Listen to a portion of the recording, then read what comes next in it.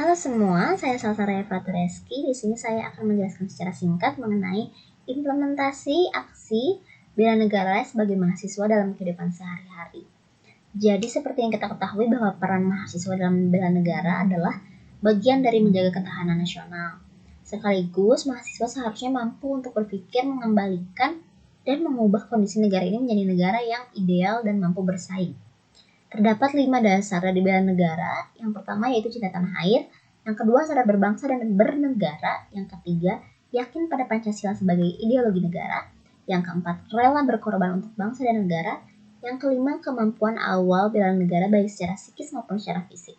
Jadi dalam upaya menjadikan mahasiswa yang terlibat dalam bela negara, maka perlu dilaksanakan pembinaan kesadaran bela negara. Kesadaran bela negara tidak dibawa secara lahir, tapi perlu ditumbuhkan secara terus-menerus.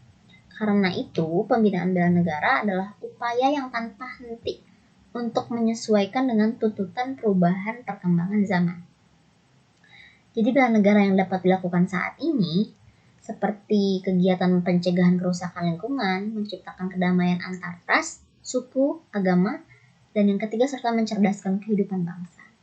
Dan sebagai mahasiswa, kegiatan bela negara yang dapat dilakukan, yang pertama itu seperti menaati seluruh peraturan yang telah ditetapkan oleh pihak kampus. Seperti yang kita ketahui bahwa karakteristik setiap kampus itu berbeda, maka peraturan yang dibutuhkan itu juga berbeda. Jadi ini menjadi upaya yang pertama yang wajib dilakukan oleh mahasiswa sebagai upaya bela negara.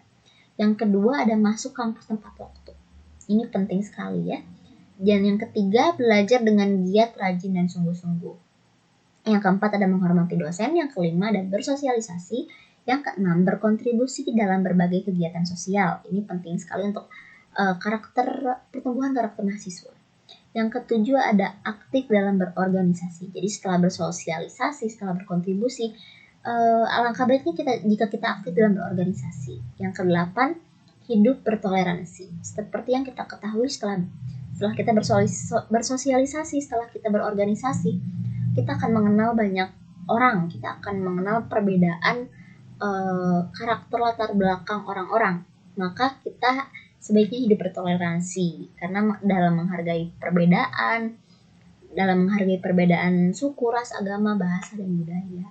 Lalu yang ke-9 adalah tidak melakukan kenakalan atau penyimpangan.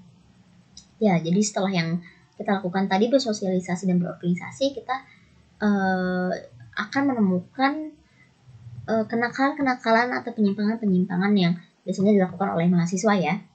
Dan sebaiknya kita tidak melakukan itu. Lalu yang selanjutnya ada tidak menyebarkan berita hoax dan ujaran kebencian. Jadi seperti yang kita ketahui bahwa mahasiswa itu adalah mahasiswa.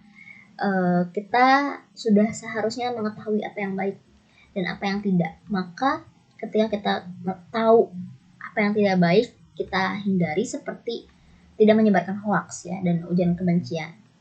Lalu yang ke-11 ada mencegah adanya korupsi di lingkungan kampus. Ini sering terjadi di dalam organisasi. Lalu menolak keterlibatan pada paham-paham radikalisme. Yang selanjutnya ada memerangi narkoba di lingkungan kampus maupun di luar kampus. Ini sangat penting sekali, sekalipun itu teman Anda, tapi memerangi narkoba di lingkungan kampus maupun di luar kampus itu sangat penting, karena jika kita tidak memerangi narkoba dari terdekat pun, maka apalagi dari yang jauh. Lalu yang selanjutnya ada ikut serta melakukan counter terhadap paham radikal, ujaran kebencian, serta narasi-narasi yang dapat memecah belah bangsa. Selanjutnya ada ikut berprestasi dan membanggakan. Dan yang terakhir ada menghasilkan berbagai karya ilmiah. Tentu saja ya, jika kita menghasilkan karya ilmiah, kita mengharumkan nama kampus, kita membanggakan nama negara. Dan adapun jika kita menjadi mahasiswa yang berpendidikan di luar negeri, alangkah baiknya kita melestarikan budaya, memakai produk dari Indonesia, lalu kita berprestasi, mengharumkan nama bangsa di internasional. Lalu tak luput juga selalu menjaga nama baik bangsa dan negara. Nah, peran-peran mahasiswa ini kan memang sangat penting adanya. Terlebih lagi bahwa mahasiswa ini adalah agent of change untuk membuat bangsa dan negara kita menjadi bangsa yang kuat dan mampu bersaing dengan negara-negara maju lainnya. Maka dari itu mahasiswa sebaiknya memiliki sikap kritis terhadap dinamika pemerintahan. Jadi apabila terjadi kesalahan dalam pemerintah, mahasiswa harus berani mengkritik dan memberikan saran yang lebih baik. Yang selanjutnya, mahasiswa itu harus menjadi generasi penerus bangsa yang cerdas. Jadi tidak hanya bersikap kritis dan kritik ya, tapi harus cerdas juga, sehingga dapat memperjuangkan aspirasi-aspirasi masyarakat.